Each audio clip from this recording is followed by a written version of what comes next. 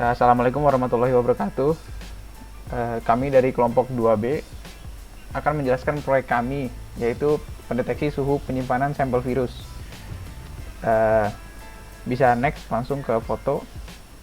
Ya, perkenalkan dulu anggota kelompok kami. Dari yang paling kiri fotonya yaitu Arif Saferman, dan yang di tengah Farid Muhammad Rahman, dan paling kanan saya sendiri, Yogi Wisesa. Next.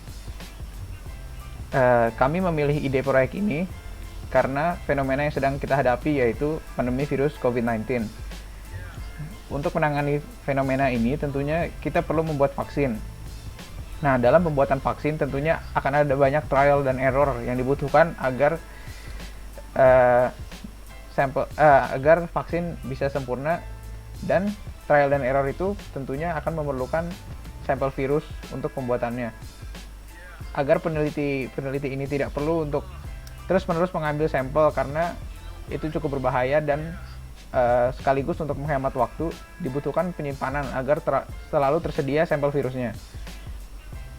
Nah, dalam penyimpanan sampel virus ini dibutuhkan suhu yang optimal di bawah 0 derajat agar sampel virus ini tidak rusak.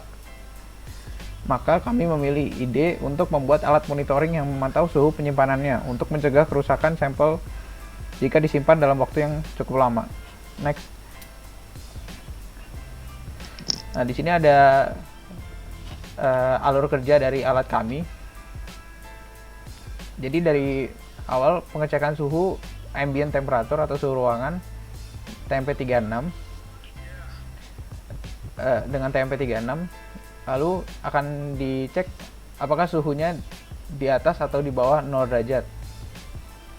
Jika iya, maka AC tambahan akan dihidupkan, lalu suhu akan di-print di LCD, lalu kembali pengecekan suhu. Jika suhu sudah di bawah 0 derajat, maka AC tambahan akan dimatikan, lalu suhu yang terbaru juga akan di-print di LCD, lalu kembali ke pengecekan. Jadi pengecekan yang dilakukan oleh alat kami ini akan terjadi terus-menerus selama Arduino menyala. Next. Ya, berikut ini beberapa komponen yang kami gunakan dalam proyek kali ini. Yang pertama, kita menggunakan dua Arduino. Yang pertama satu sebagai master, satu sebagai slave. Master akan digunakan untuk mengaktifkan slave-nya. Dan TMP36 ini adalah sensor suhu yang dipakai untuk mengukur suhu ruangan. Nah, 9 volt baterai ini untuk sebagai daya DC motor. DC motor di sini sebenarnya hanya untuk simulasi kepada AC. Jadi karena di Tinkercad tidak ada AC, jadi kami simulasikan dengan DC motor. L293D ini adalah controller DC motornya, dan 5 volt regulator untuk sebagai regulator daya untuk L293D nya, karena tidak bisa lebih, tidak bisa kurang. Setelah ini akan lanjut ke penjelasan kode. Lanjutkan oleh teman saya, silakan. Nah, iya. Jadi di sini kita kan tadi udah dijelaskan sama teman saya ya. Kita pakai dua Arduino. Nah, kita mulai dulu dari yang master. Nah, di master Arduino ini sebenarnya kita cuman sebagai pemberi trigger sinyal aja. Jadi ngasih tahu kalau ini saatnya sekarang slave-nya harus bekerja gitu ya. Kita cuma ngirim sinyal wire begin aja. Nah, wire begin ini tuh sebagai ya inisialisasi komunikasi sebagai master gitu ya. Udah lain-lainnya cuma sebagai pelengkap saja. Kita lebih banyak mainnya di slave. Nah, di slave kita bakal ngedefine setiap variabel-variabelnya nih, sebanyak ini variabel-variabelnya, mulai dari slave address-nya sama answer size dari slave kepada master. Lalu ada liquid crystal. Liquid crystal ini pin-pin yang bakal dipakai oleh Arduino untuk ke LCD. Jadi kita make library liquid crystal ini. Terus wire.h ini library untuk I2C communication, karena di Tinkercad ini ternyata tidak bisa pakai Liquid Crystal I2C yang sebagaimana bisa dipakai di Arduino pada umumnya. Cuman nggak support kayaknya di Tinkercad ini. Jadi harus pakai library yang lain. Nah, lalu di sini kita lihat ada blok-blok kode ya. Di sini ada byte degree. Ini merupakan custom degree simbol LCD, simbol di LCD. Jadi kan kalau kita lihat di LCD itu kan ini ya, dia ada pixel-pixelnya tuh tiap kotak. Nah itu kan 5x8 pixel. Nah ini tuh saya ngebuat sebuah custom kode supaya dia ngebentuk simbol derajat gitu di atas. Jadi kita custom pakai kode ini, pakai biner. Ini pokoknya jadi baris 1, baris 2, baris 3 ya. Terus kita masuk ke function setup. Nah, di function setup ini karena dia sebagai ini ya, yang ini Arduino ini sebagai slave, maka kita wire begin-nya masukin address dari slave address untuk ngasih tahu kalau Arduino ini tuh berfungsi sebagai slave. Terus ini ada pemanis, jadi saat mulai ada setupnya untuk starting, dia bakal ngeprint sebuah kayak ya inisialisasi bahwa alatnya itu lagi nyala. Terus habis itu ini ada serial monitor juga, jadi pada saat master sudah ngirimin sinyal ke Arduino yang slave, dia bakal ngasih tahu kalau oh ya I2C-nya udah connected, udah bisa dipakai gitu. Terus juga ada setup pin buat driver. Nah, lalu kita masuk ke function loop. Di function loop kita kita bakalan ngeprint secara terus-menerus value temperatur derajat dari TMP-nya. Jadi kita ngasih lihat temperatur di LCD secara real time, jadi dia terus menerus secara ngelooping ngeprint suhunya tuh sampai suhu berapa.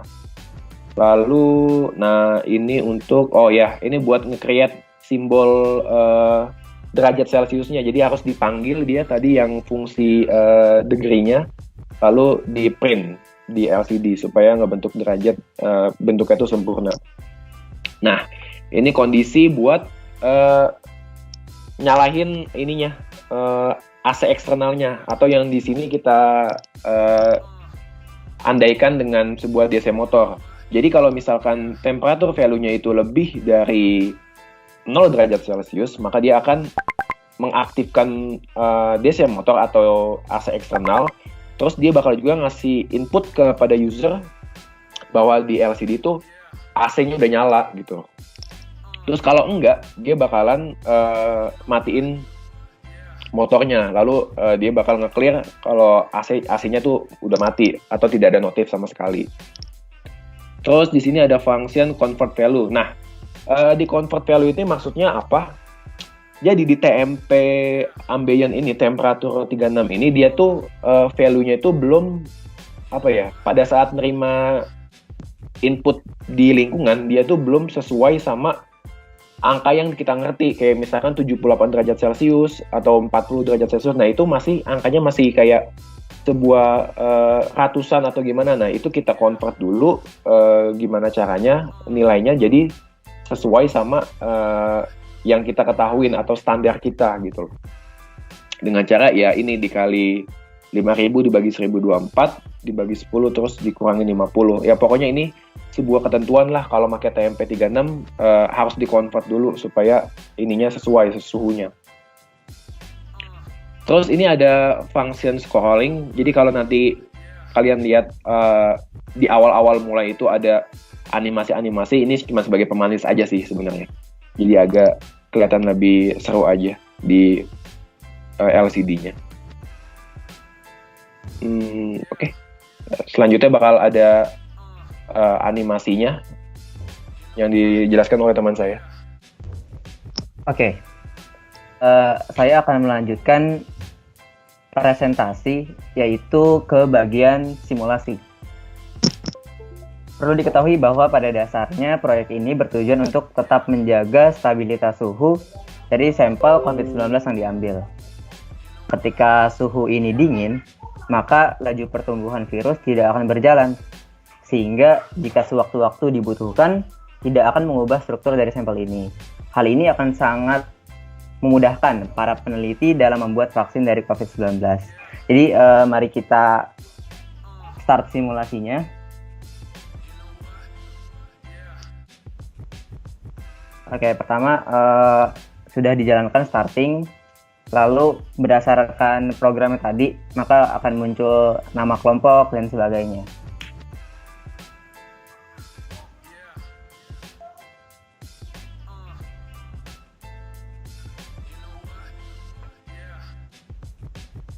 Oke, I2C connected.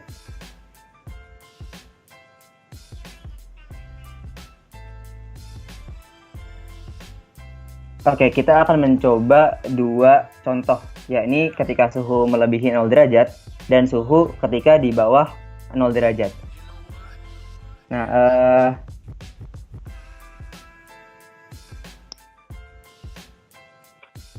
oke.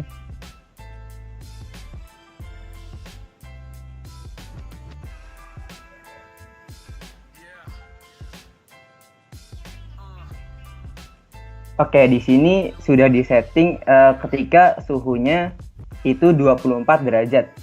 24 derajat Celcius. Maka ketika suhu ini melebihi 0 derajat Celcius, maka AC tersebut akan aktif. AC tersebut aktif ketika motornya aktif juga. Nah, motor di sini aktif ditandai dengan RPM-nya yang juga aktif. Maka ketika motor ini aktif, maka AC pun aktif yang fungsinya adalah untuk menjaga suhu tersebut agar tetap di bawah 0 derajat. Nah, sekarang kita coba simulasi dengan suhu minus atau di bawah 0 derajat.